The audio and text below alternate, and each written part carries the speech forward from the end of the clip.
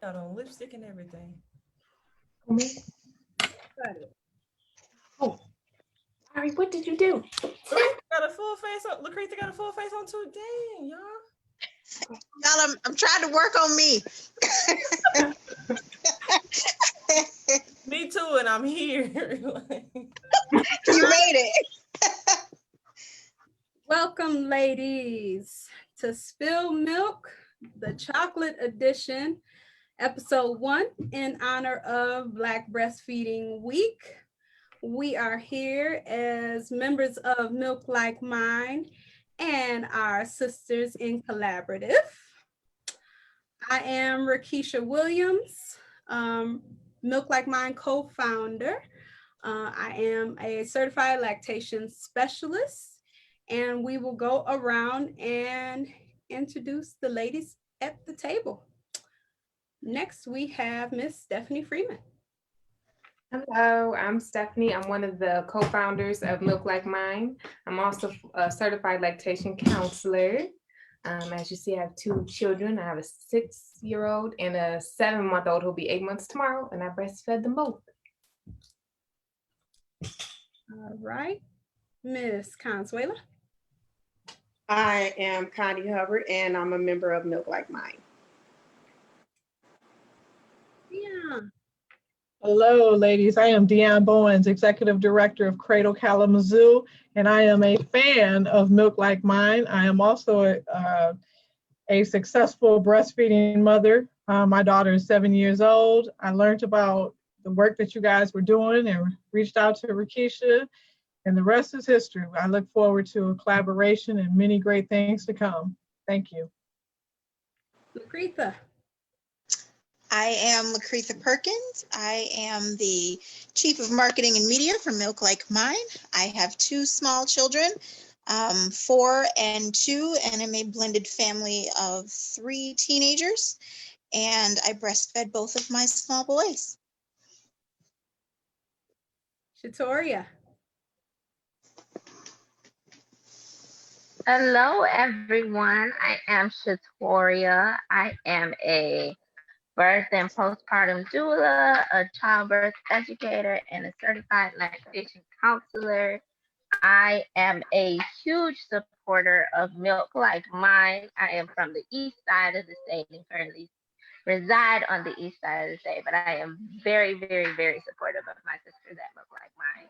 And I'm here representing myself as in Twitterful and representation for my Milk Collective. All right. Tanisha. Hi, everyone. My name is Tanisha.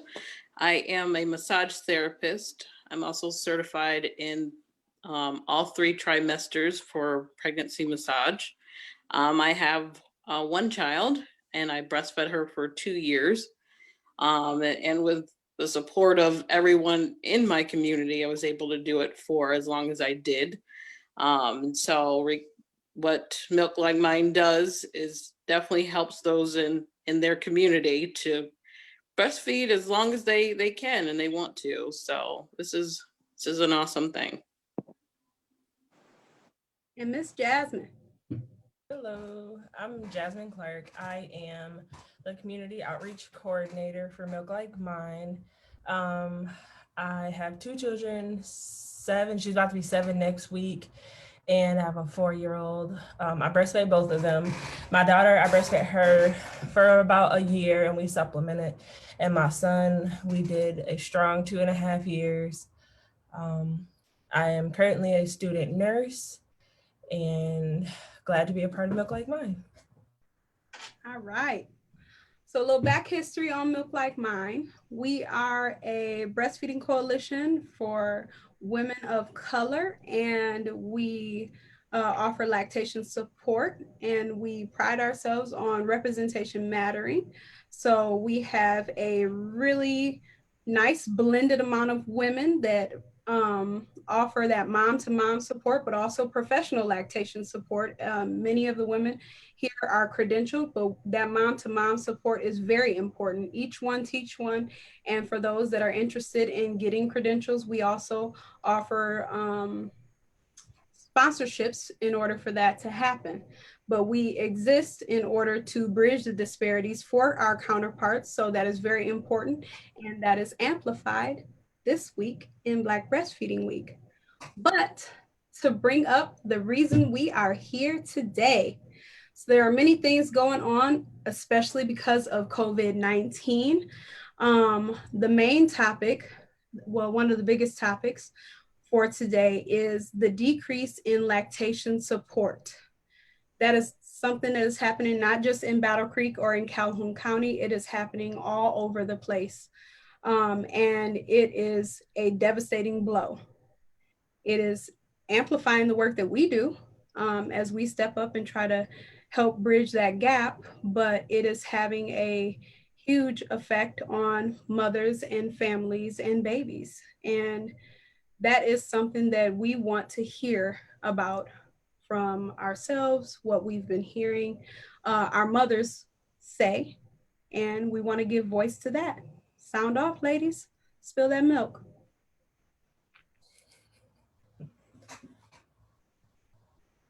Is it right on mute? We are not a shy bunch of ladies. Feel free. As far as in my role as a COC, I have gotten numerous mothers since the lactation shortage from the hospital or multiple areas that are struggling just when I see them day 3. And that at that point, they're showing up to me with formula in hand. And they're saying either they were introduced to somebody in the hospital, but they didn't help. It was more of a, hey, I'm your lactation person. Call me if you need it. It was never, I'm going to observe a feeding later on. Before you leave, I'm going to provide you with this. It was more of, hey, this is who I am. If you need me, call me. And then, sometimes doctors at the doctor's office I call them formula pushers. So I'm battling formula from both ways now. So that to me is very, annoying, because I spend most of my time when I talk to mothers about, what is breast milk versus formula, instead of really finding out what's the problem. And so do you feel like at this point we've slid back? Yes. And do you feel like at this point, the mom, no matter what education she got about breastfeeding during pregnancy, it really didn't matter? Right, because there was no one there to reinforce it. There's no one in the hospital to say, yep, that's right. That's what, you're doing everything right. It's more of an introductory. And at that point, that's not, when she leaves the hospital, that's not what she needs. She needs to know that what she's doing is right and that's okay, so that she can mock it or mirror it when she gets home and have confidence behind it. I feel like I haven't myself been in that clinical setting in a very long time, but I do have family members that have just had babies, and there is a huge lack of even presenting the information to the mothers or that education, just because, this is baby number 4 or 3. Oh, she's got it. She's fine. She already knows what she wants to do. No, this is a whole new journey for her. And they're not even trying to present that information. Or if she's not sure about it, why is she not sure? We have to we should be peeling off the layers to why she's saying no, not just, I don't want to upset her and not offering that support, because I find that's what's happening. Just from a conversation that I've personally had with a family member of mine, they didn't even offer it to her at all. She asked and she wasn't sure. She's like, well, I don't know. Like, she has mixed reviews about just having baby to the breast. She didn't even know you could exclusively pump and still give the baby what he needs. Why is this conversation not being had at the hospital to tell her that there are other ways you can feed your baby other than putting your baby at the breast if it is uncomfortable for you? Now, do you feel like that would have been a broad spectrum treatment, or do you feel like because she was a mother of multiples, or Was there a different motive there?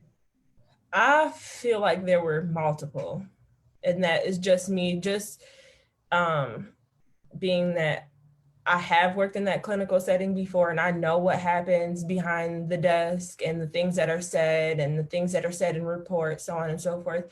I'm very much aware of the sickening conversations that can happen. So when that mirrors the behavior from somebody telling me when they just had a baby, they didn't even know you could pump. They don't even know that you can get a pump from your insurance company for free. How is this information not relayed? Where are these people? You didn't have your baby on a, even if you did have your baby on a Saturday, we should still have coverage for these moms. Because now it's what, day 5, and she's like, oh, maybe I should get a pump for my insurance company. Yeah, you could, but your chances of successfully doing it are slightly lower than if you would have started and was given this information from birth. Right. And they're not making themselves presentable. They tend to give you another strike, more or less, if you are already a young, Black mom, not married, and this is baby number whatever for you. Mm-hmm. They don't even try to address you in the way that they should. Okay. There's definitely a lot of gaps. I know in Kalamazoo, we were talking to some parents or to some mothers that was really talking about how the provider was encouraging them to select a type of formula before she even gave birth, because her supply wasn't in demand. It's like when I heard that, I said that was the strangest thing I had ever heard. I said, how could a provider even tell you that? But then it goes to uncover a lot of what COVID has revealed with disparities and misinformation. And then also a lot of the conversations being held around COVID and how, a mom could pass COVID onto a baby, which is not true at all. And we spent a lot of time talking about this earlier, Rikisha and I, with a group of ladies in Kalamazoo. There's just so many different reasons why there's a huge gap right now. A lot of the medical facilities have furloughed staff and let lactation specialists go. And during this time, mothers don't have that support, or mothers think that WIC is only about this or that, not knowing that they could actually get equipment from their WIC office. Mm-hmm. It is such a huge gap that, it's amazing to me as to some of the myths that go along with breastfeeding too, that I just didn't know until I started having conversations with moms. And so I really appreciate you guys having this dialogue and streaming it live so people can get real information and access the resources that they need, especially during these difficult times. There was something that I guess I had a conversation with a mother about a couple weeks ago, and she was like, well, my doctor didn't say this.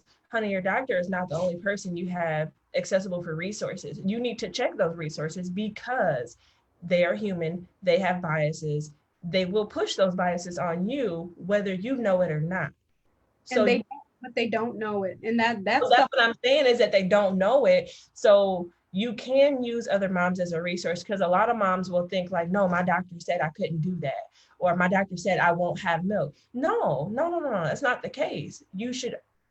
I was basically telling her that it is okay to ask around. You don't have to look stupid, feel stupid, like you don't know what you're doing with your baby. Nobody's gonna judge you. There's empowerment in asking these questions because you want to know. Shatoria, your face. Do it, girl. What's going on the other side of the state? Your face. I'm a representation of myself today. Make that very clear. I am a representation of myself. Very clear. You have it. It's on this side of the state, and I'm not just from moms that I work with, but even my own personal experiences. It's very apparent, and it's right there in your face. Like I'm remembering back when I had my twins, where my first kid, I wanted to breastfeed, and I mean, there was not a single time that I did not communicate that with the staff, with my OB staff, even in the hospital when I was in house 31 days before delivery. I was like, every time I came in contact with the provider, I want to breastfeed, I want to breastfeed, I want to breastfeed. And there was nothing there, nobody there to communicate with me. All I was going off of was what my mom and my grandma knew. But then in that my situation, I had micro preemie.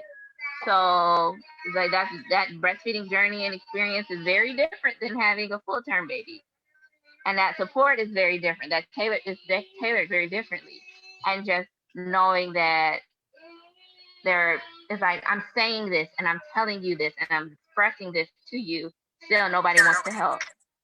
And for me, I heard it myself. I heard the nurse tell the lactation consultant that was walking the hallway, was like, oh, she's having twins. Besides, they don't breastfeed. Excuse me, how many times have I been in this hospital? How many times have I communicated this with you? And just even now with the client that I have, she wants to breastfeed. The consultant came in and literally put her breast in the baby's mouth and then walked away.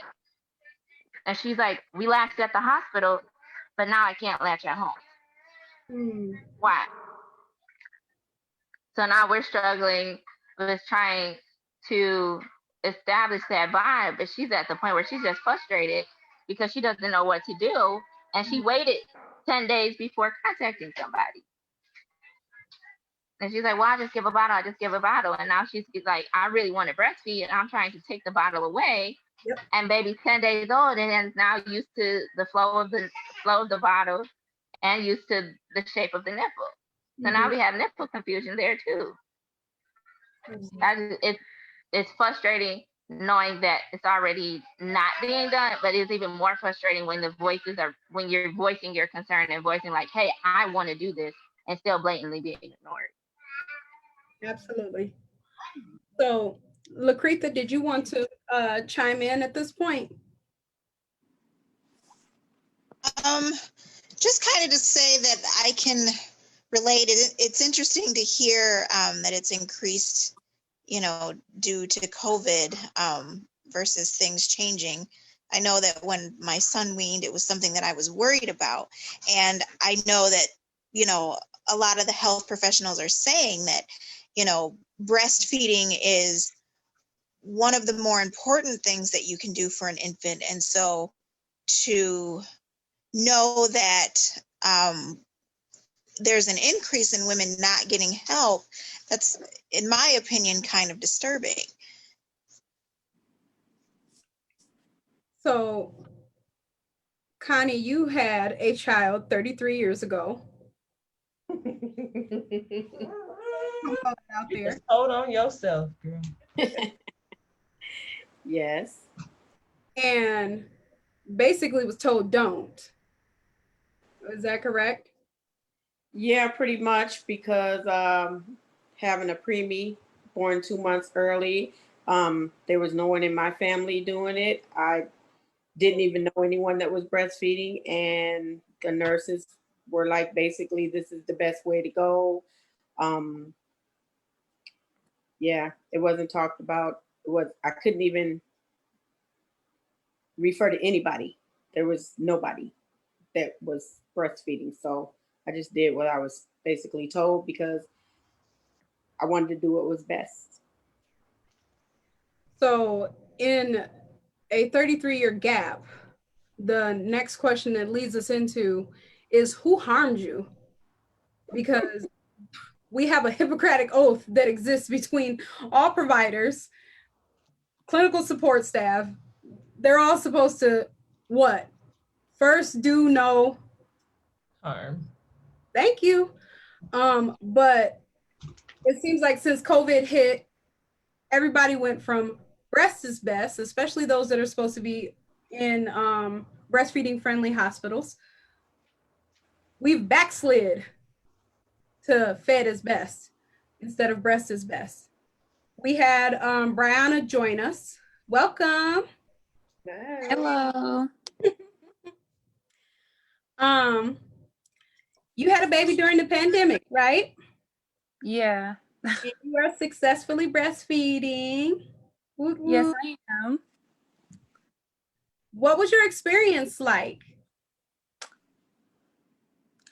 My experience with breastfeeding, it's been very beautiful. It's been very beautiful. It was only hard in the beginning.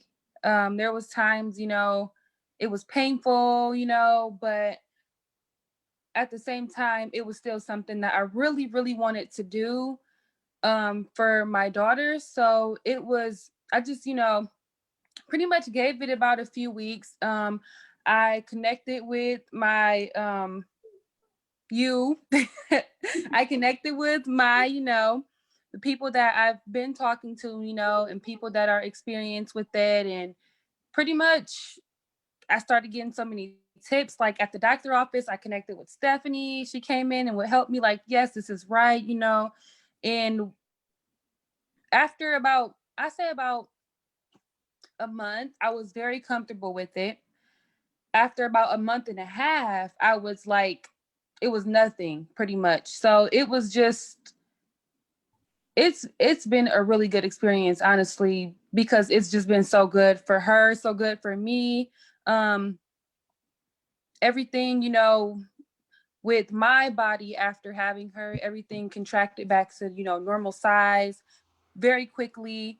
So everything just, it's been a really good experience for me. As far as the pandemic and stuff like that, I do understand that there's been some women who haven't like had help as far as breastfeeding goes, but I had a lot of help, not only from Milk Like Mine, because I also attended Milk Like Mine when I was pregnant, because I knew that I wanted to be a breastfeeding mama. So, it was great that you came to the school, and I got a chance to talk to you about that beforehand. Because there was just some things I knew before I actually had her and started breastfeeding. So that helped because at the hospital, they would help me, they would come in, she would latch good. Then when I got home, honestly, when I got home, I was just, at first, those first few days, I was just like, I was struggling. But it all came together because, I had to give her time to, learn. At the same time, I was getting better with it. So um, it's like now it's just a breeze. Now it's just nothing. So it's been beautiful for me, honestly. Like, it's been beautiful. And it's one thing that I feel like it has also done. It's like connected us. Like, for some reason, I always wake up right before she wakes up. It's like I just know she's gonna wake up or something.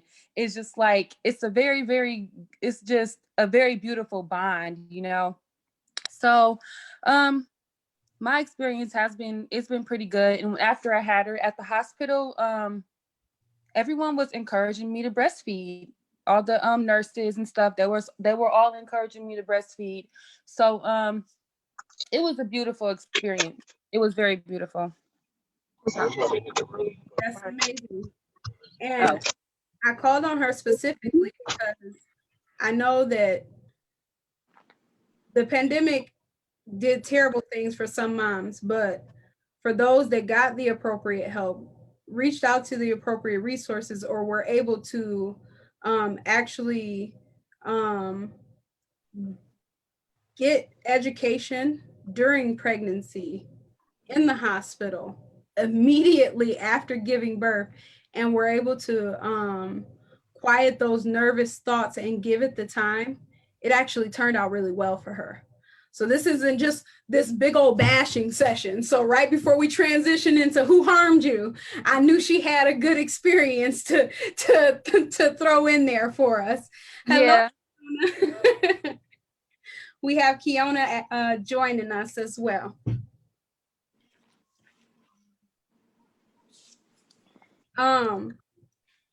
Myself personally, when my son was born, I breastfed both my babies. They are not babies though. Do not be fooled. They are 9 going on 19, 10 going on 100. Whoa. My son was born not breathing. And while I did not plan on putting him to the breast at all, I was gonna pump and feed him the bottle. That was just my plan. I was really weirded out by putting a little boy to the breast, completely uneducated about, all the extra stuff. I had an aunt who breastfed all of her 5 children, and she wet nursed a few other ones, and she was just really about it. And she was like, "Girl, you crazy, you gonna breastfeed this baby?" And I was like, "No, I'm not. I'm gonna pump and I'm gonna put him on the bottle. That's it." But when he was born, not breathing, and then he went straight to the NICU as a 40-week-old baby, they were like, "Are you sure you don't want to breastfeed him?" I was like, maybe I might need to, I guess. And they were like, "Yeah, you should." And it was kind of like, ma'am, turn into a mom. But I had an emergency C-section after 22 hours of labor dilated to 10. So I was still a little hazy. And then I had a NICU nurse sit down with me. And she explained to me about the benefits of breastfeeding a NICU baby, even though he was 40 weeks. Lamar's sodium levels were up and down. They didn't know why. And although I had agreed to give him breast milk, the nurse who was like, "Are you sure you don't want to?" She had been giving him formula because I had only had been pumping a little bit of colostrum. Now we know how small babies' little bellies are when they're first born. I had never indicated that I wanted to give him formula at all, but they were trying to get his sodium levels right. So of course they didn't give him donor milk, never told me about donor milk. They just gave him formula. Weeks later, after he's out of the NICU, his skin is peeling, like literally peeling off of his face. And his skin is weeping. He's got like this little watery stuff coming out of his skin as it peels. And I can't figure out what's wrong. My not so smart ex-husband is also and giving him formula instead of giving him the bountiful amount of breast milk that I have, because now it's in a major way, and he's breastfeeding so beautifully and so gracefully. I always say he was my perfect breastfeeder. I find out later that my son has a cow's milk protein allergy, class 3. And that's what was causing his skin to fall off like snake skin. This started in the NICU. So not only was I getting a beautiful breastfeeding education from one NICU nurse, I had one who was just trying to chart numbers and help. He really wasn't having any conversation with me at all, didn't ask me if I was okay with giving my son formula at all. But she was pushing her personal bias off on my son. Harm being done because she felt like because I had been on the fence about putting him to the breast, I wasn't going to breastfeed anyway, and he was going to end up on formula. Who harmed you? Shatoria, you led into yours. I mean, it happened. It did. And I hearing your story, it makes me think of my experience in the NICU with the twins, because I wasn't told that it was fortifier was being added to their milk. Ooh. And my son, as soon as it was like the same day they added fortifier to his milk, we had a diagnosis of necrotizing enterocolitis. Okay. And the crazy thing is, I want to say maybe 2 days before, I had connected with the WIC office, and at that time I was with Jennifer Day, and she's like, "I'm familiar with this hospital. Ask about fortifier. Look up next." I kid you not even 2 days later, I came to the hospital the next day, asked, I said, what's next? You can see the whole staff like, what are you talking about? What do you need? Why do you need to know about next? He's fine. He's fine. You don't worry about it. He's getting donor milk. You're fine. Don't worry about it. Your twins will be fine. They need breast milk. Okay, but can somebody tell me what this fortifier is about? Can somebody tell me what this neck is about? Nobody wanted to explain that, talk about that. 2 days later, my son is diagnosed with neck. And it was so bad that they had to stop all feeds and intubate him. Wow. And I'm like, okay, now and then this was a continuous cycle, because once they did the 2 weeks of antibiotics, cleared it out, we'll start feeding on straight breast milk. But the same day that they added the fortifier back to his milk, we ran back into the same routine. Instead of 2 weeks of antibiotics, now it's 3 weeks of antibiotics. And then he has to be intubated. And we kept doing it. I'm saying, he's not tolerating the fortifier. We need to do something else. No, this is what's best for him, because he's a micro preemie, because he's a twin, he's born in 27 weeks, he needs to take this. I'm like, he's not tolerating it. He cannot take this. We are physically seeing the effects of it. You take the fortifier out, what happens? You add the fortifier in, it's a cascade of medical interventions at that point. So it's like, if I'm telling you and I'm seeing you, I'm not the medical provider. I'm not the one that went to medical school. But for that is so clear that I can see that, we have a problem.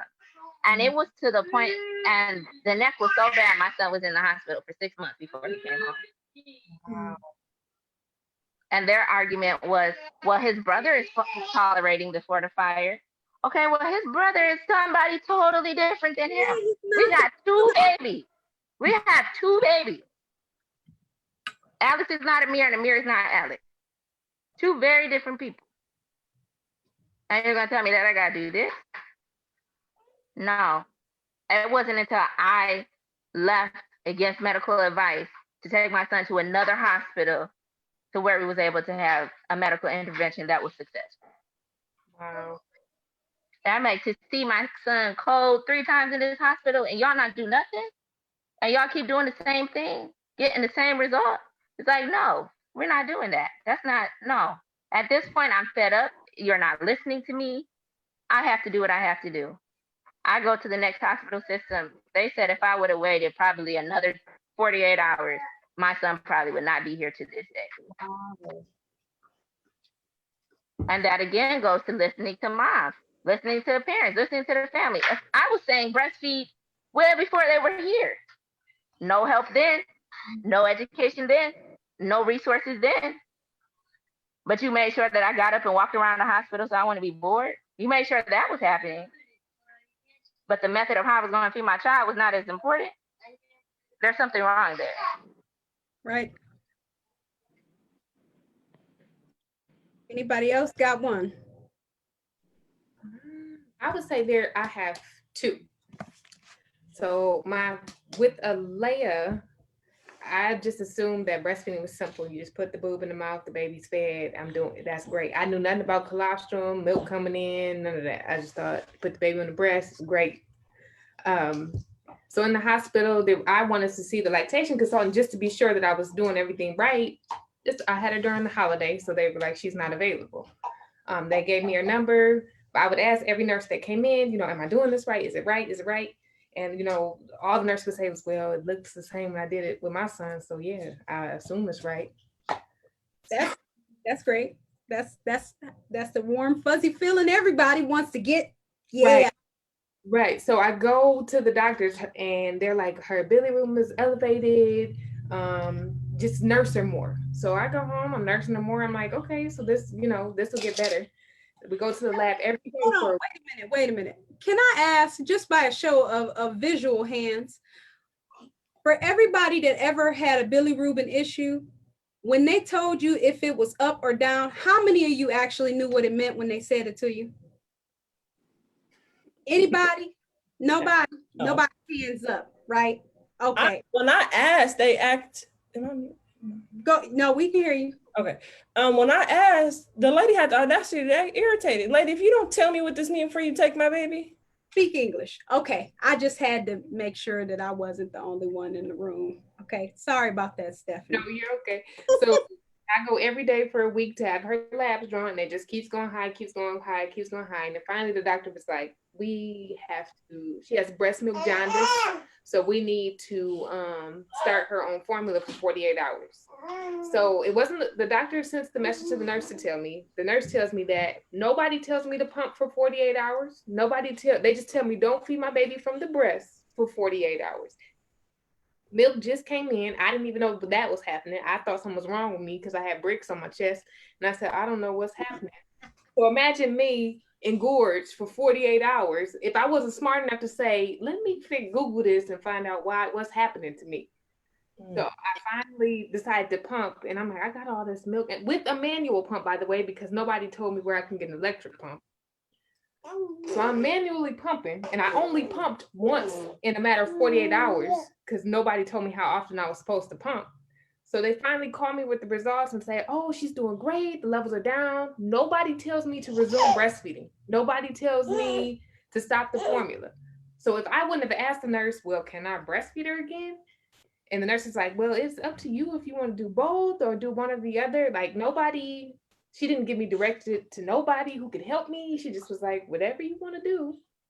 You know, I just was smart enough to say, you know what, I'm going to breastfeed her. But there were a few times where I was like, you know what, maybe my breast milk is not good, so maybe I should give her formula. So she had a few bottles where I mixed them both because I didn't know any better. Nobody around me knew any better.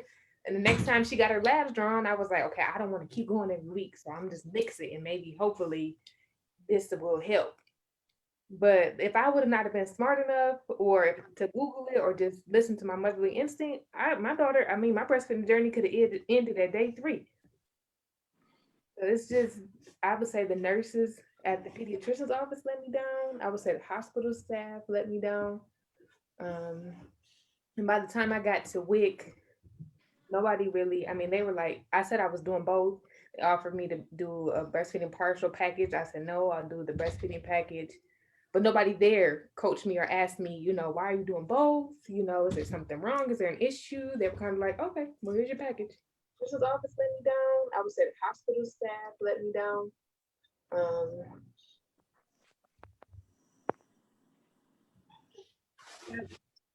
That is unbelievable.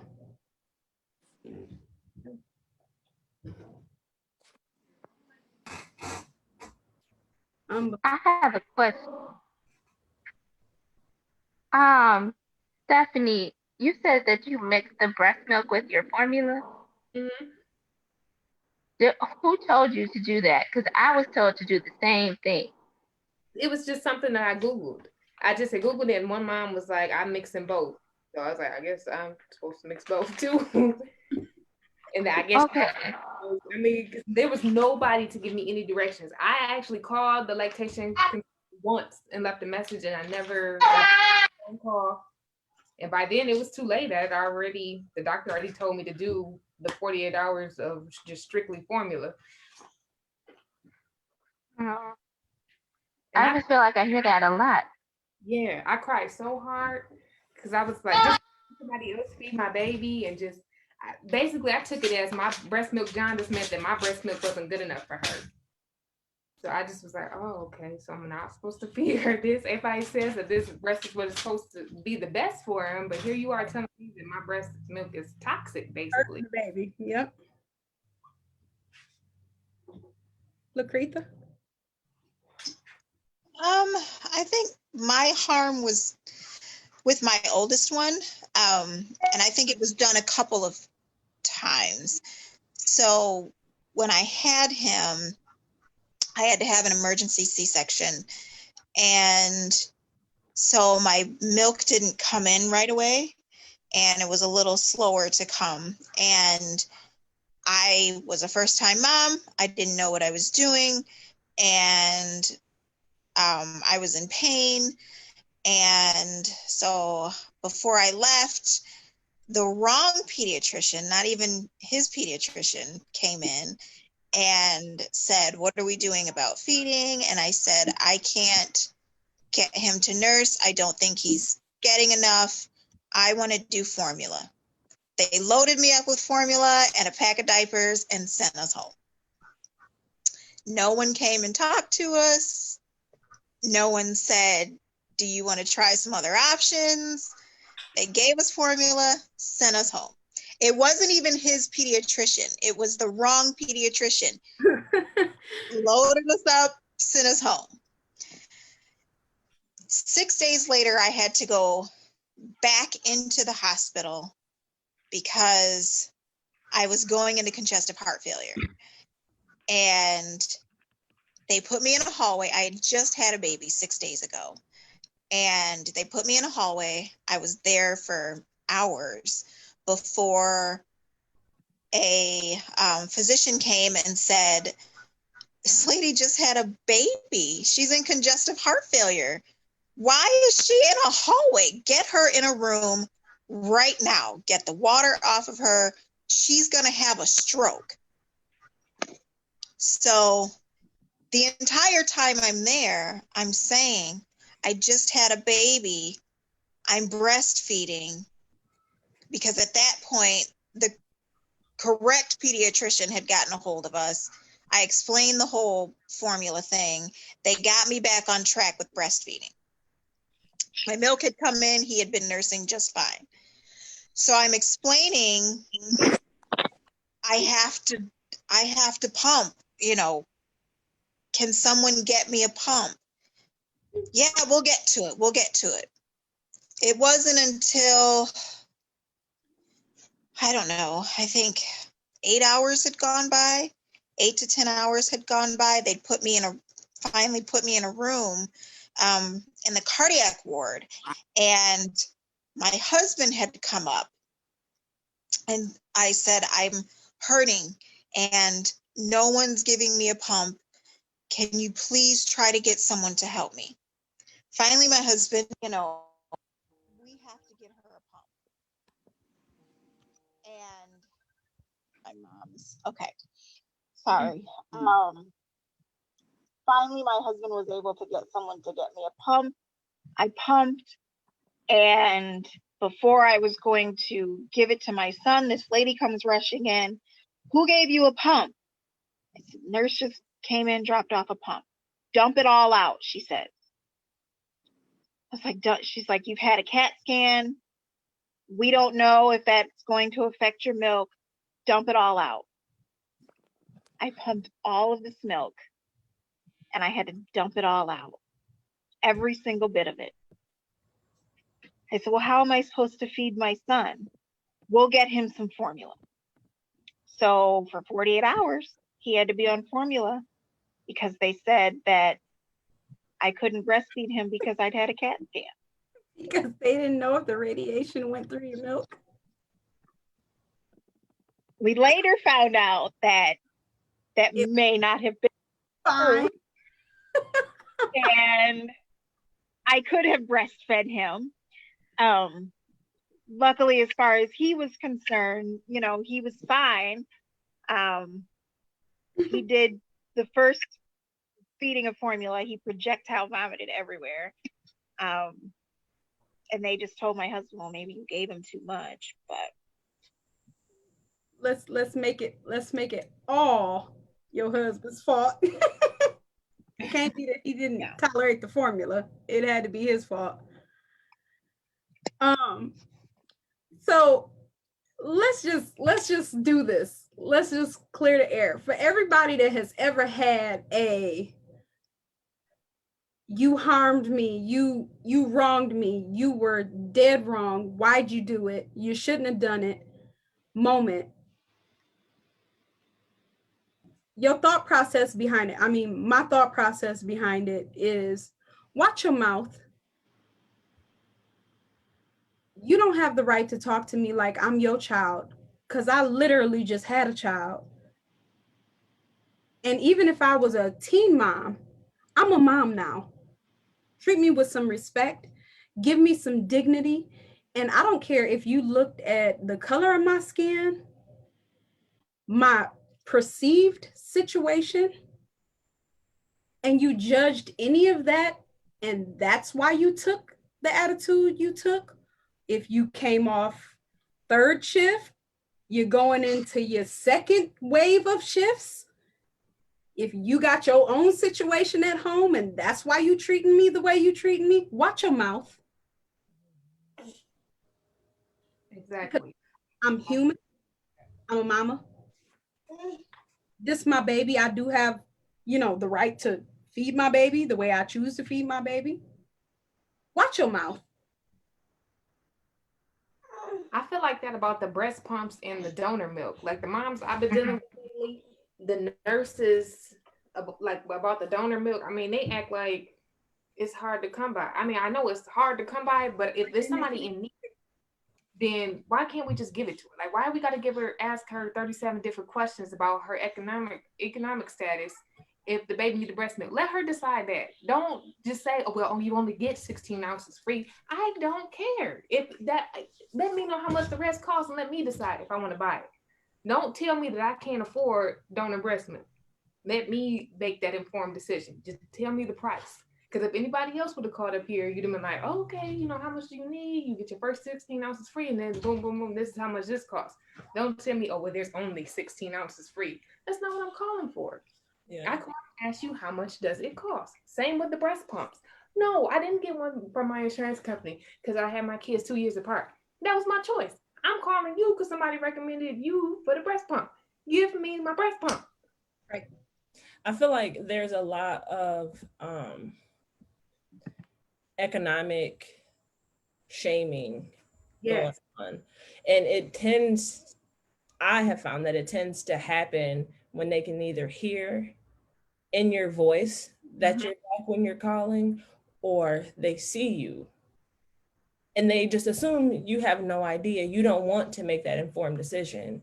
So they get catty or, nasty when you try to, and tend to relay it as she's being rude or, she's snarky or nasty or whatever. No, I just want to make an informed decision about my child.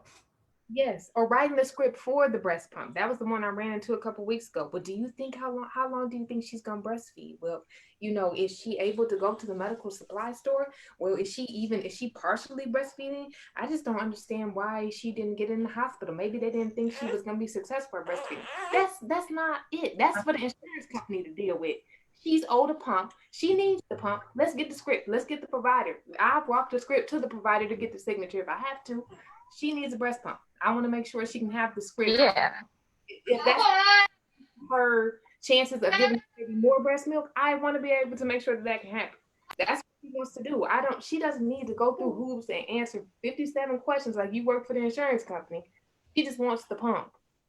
I ran into that. I feel like when I think it was Messiah. Yeah.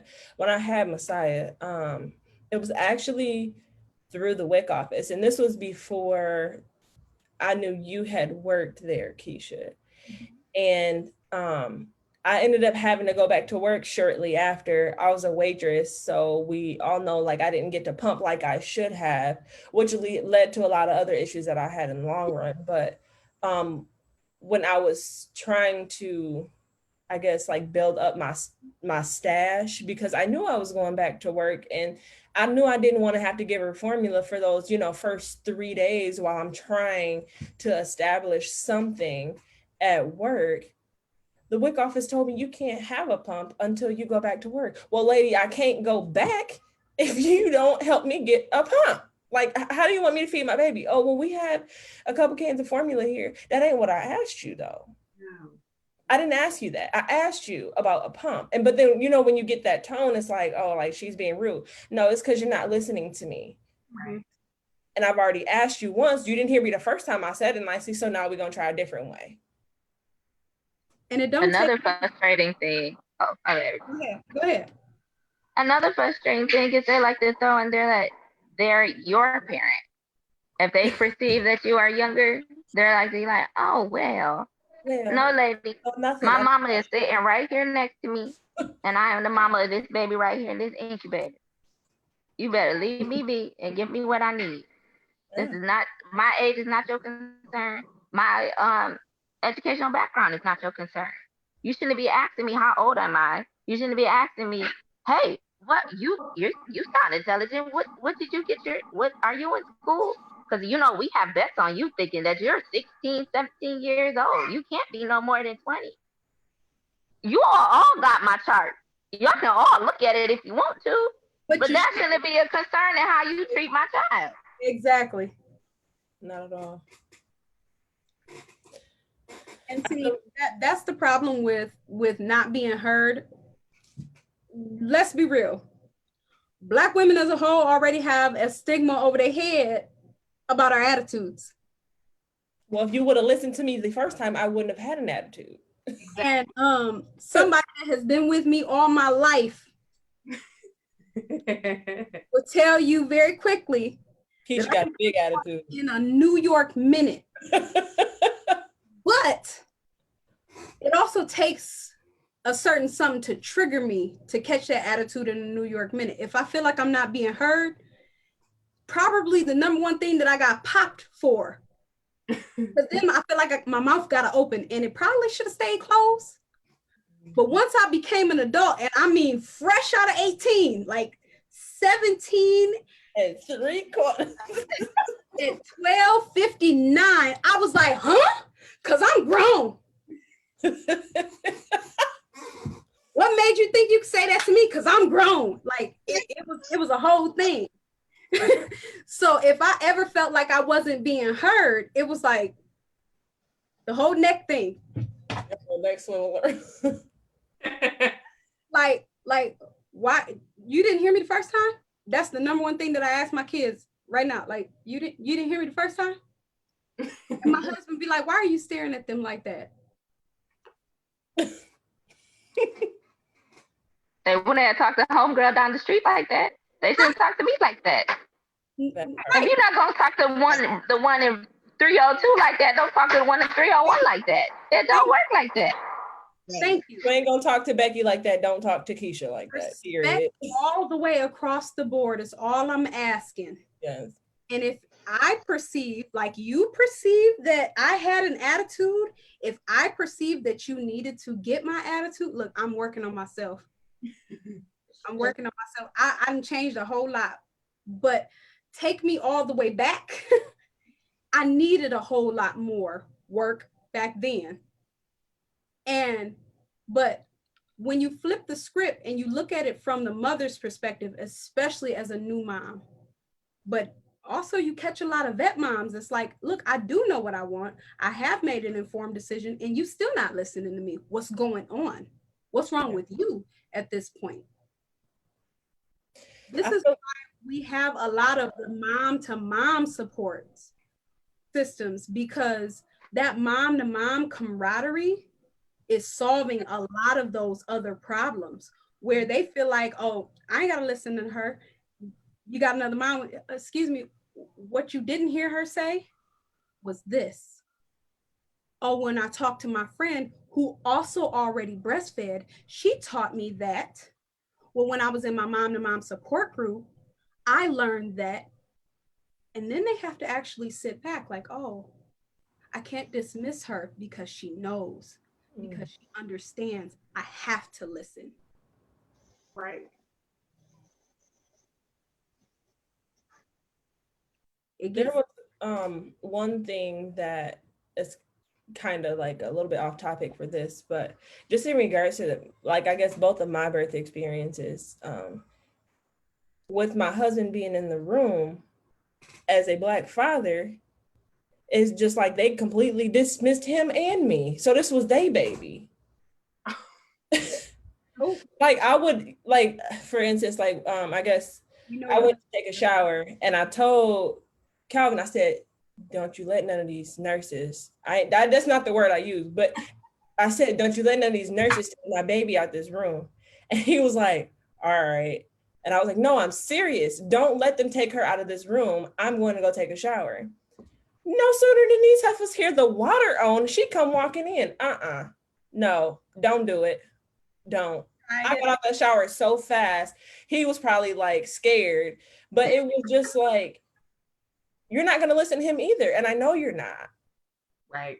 So why that alone just bothered me. And it happened in both of my birth experiences. Like even with my son, and Keisha, me and you have talked about this. My grandmother was in the room. My grandma's white. They looking to her for answers instead of looking at my husband for answers about, me or the baby. Why is she, I don't know. I didn't understand that. In the room. Huh? He was not the authority in the room, but she had all the answers, even though she hadn't given birth. And it was just like, I don't know. I guess I just felt like dumbfounded and completely like useless in the situation and not empowered at all, because they completely dismissed our concerns, our needs, and looked for an ally in anybody, whether it's another nurse, whether it's a provider, or whether it's a family member that is not Black. They took that and it will be used almost like against you, like you're just not listened to.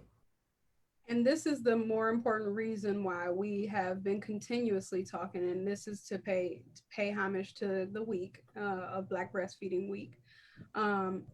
Shatoria, Stephanie, Dion, we have all talked about representation mattering and getting more faces that look like us in the hospital setting. More CLCs, CLSs, IBCLCs in the hospital setting.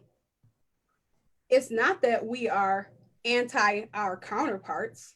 That's not the case. Our counterparts have just existed since the dawn of time in the hospital setting. Right. And it's not that they are not good at their job. That's not what we're saying. We're grateful to have any lactation in the hospital setting. At all. Let us be clear, especially being that we have not had them as of late.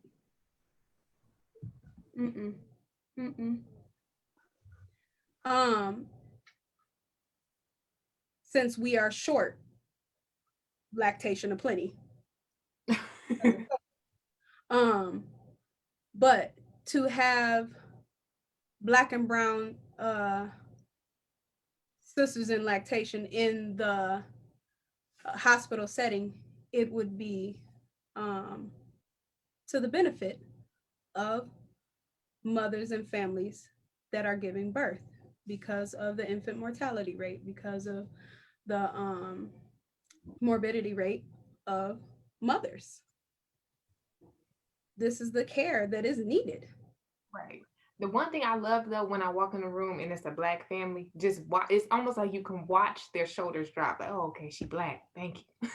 It's like, it's almost as if they are at ease. The tension in the room, everything is just much better. After the provider leaves, they're already like, oh my God, here comes another one that's going to come in here and tell me what I got to do. And then I come in and they're like, oh my God, thank you. Anybody else? And the conversation gets different. Oh yeah. I mean, we're down to earth, we using slang and everything, and they're way more comfortable. Whereas before, they're I come in the room like, man, what's up? Like, this baby ain't latching. What can we do? How can we fix it?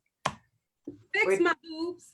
Right, but they'll tell the doctor, everything is fine, everything's going beautiful, she's doing great. I come in the room and they're like, man, I had this baby latch one time last night. I've been up all night, I ain't slept. This bottle is getting ready to be my go-to. Like, the conversation changes completely.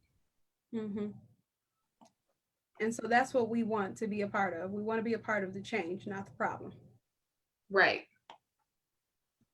It's like in the title, Milk Like Mine, I need to talk to somebody like myself. Yep. Right. I feel like there's a gray area as well, because I was older when I had my kids. I was in my mid-30s. And so being a Black mom and being older, I feel like I was dismissed two different ways, because being older, I was kind of looked at like, why don't you already know this? But I'm still a first-time mom. And then being African-American, I had that dismissal as well. So it was nice having an advocate, my husband, who was probably just as clueless as I was, but it was still nice. But I just wanted to throw it out there for like moms that give birth older. There's like that gray area where you're kind of treated like you should already know this. And if you're a Black mom, we don't really care that you don't know it anyway, you know, that kind of thing. Anybody else have that feeling or have that experience?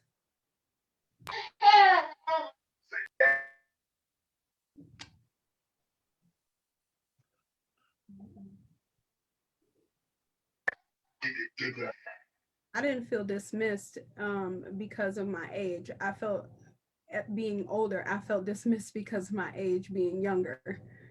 And my mom was in the room with me when I was laboring with my son. I had a repeat C-section with my daughter, but when I was laboring with my son, I had a young doctor too. I chose her because she was younger.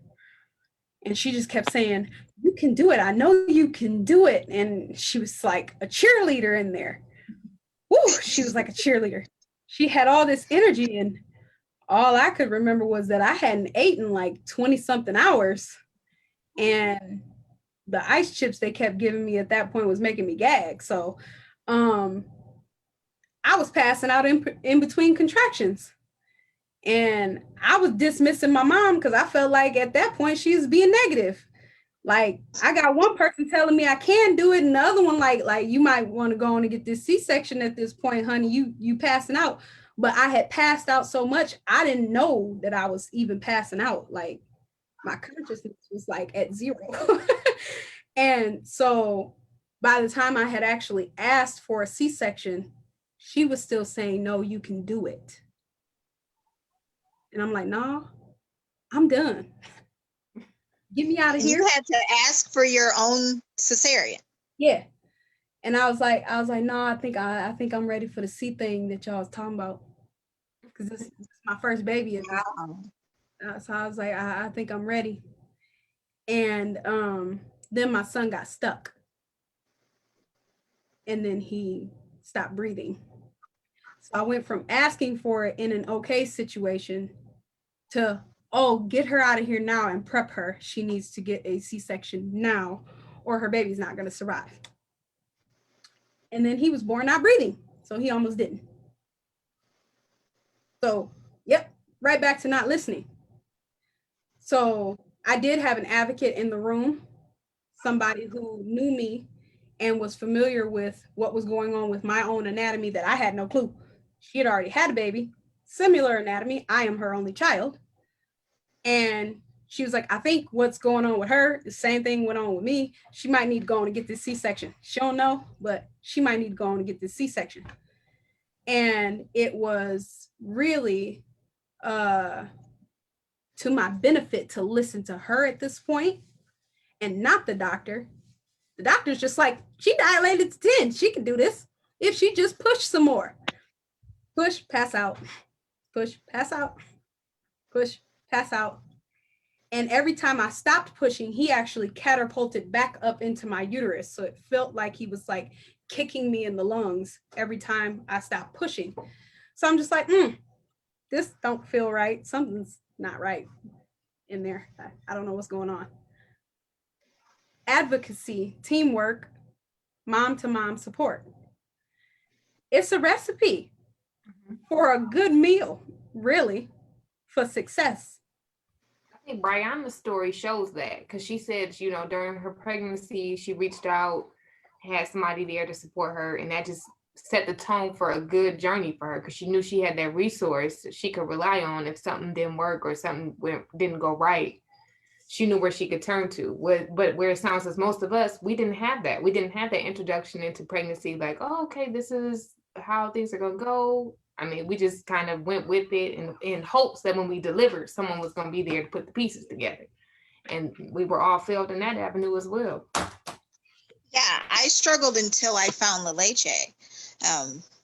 He was doing okay, but as far as like the connection and was I doing this right, and I struggled with all of that until I stumbled on a leche league meeting.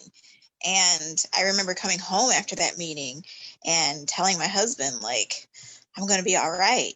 Like, I got so much help. And, you know, it was a little weird because I was the only Black person. But, you know, after we got past all of that, you know, it's an ordeal. Like, you walk in and it's like they've never seen one of you before. so, so yeah, it's like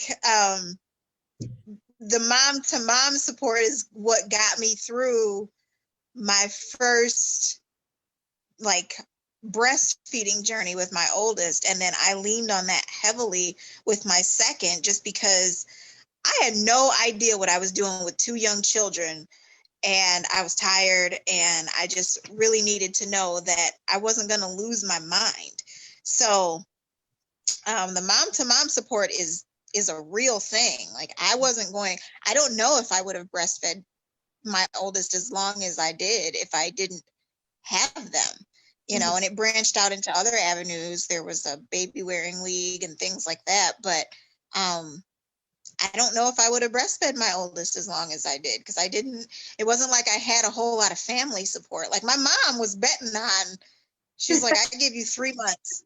Like, you won't be doing this after 3 months. Like, good luck to you. And like, now that I have breastfed two, you know, to almost 2 years old, you know, she's like, hats off to you. Like, I didn't think you could do this. So, but it wasn't because of anything that I received in a hospital. It was because I had the Leche League in Lansing. And when we moved to Battle Creek, I immediately found a mom to mom group. I immediately found Milk Like Mine, because I was still nursing, even though my youngest was 1, but I was in a brand new place.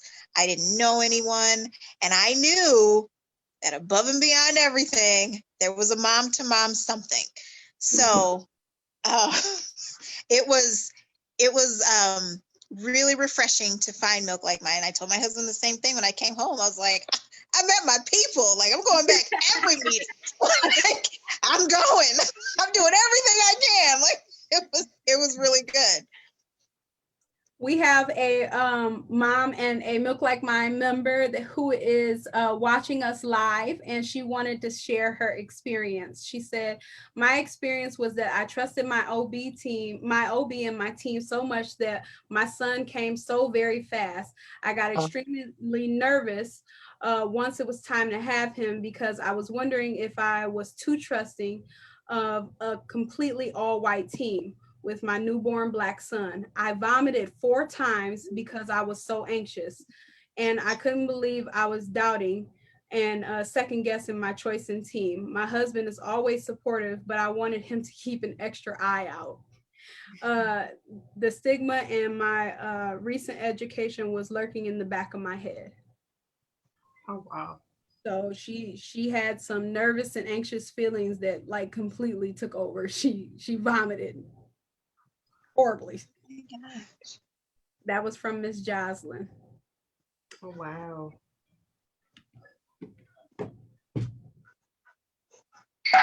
Thank you for sharing, Jocelyn. We were in the same program together.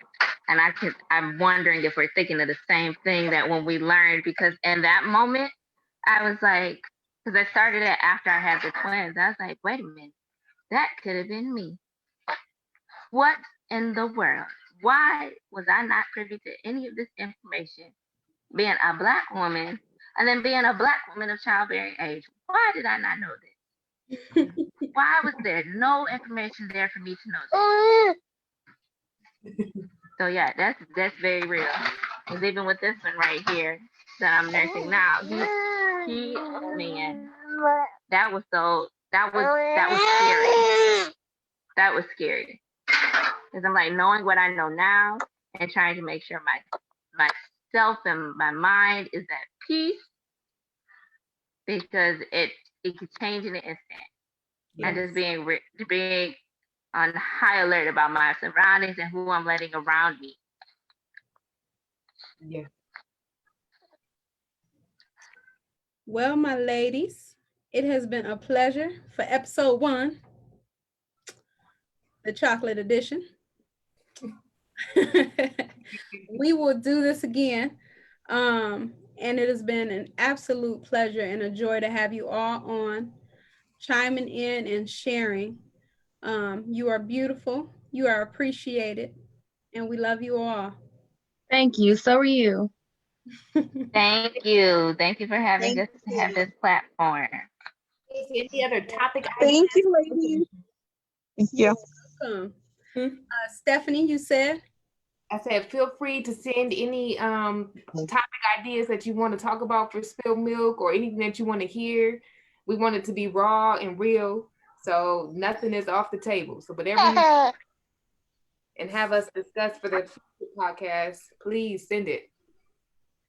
And I love that whoever said ain't no use of crying over spilled milk, clearly that was made by a man who's never breastfed, or a person that's never breastfed, clearly, because y'all know. Y'all know. Yes. Felt some the other day and was in tears. Right. That part. Hi, sweetheart. Hi. Hi. We're ready for some mommy time. So you ladies have a great night. All right. Good night. Good night. Take care, everybody. Bye. Bye-bye. Bye. Stay safe. Bye.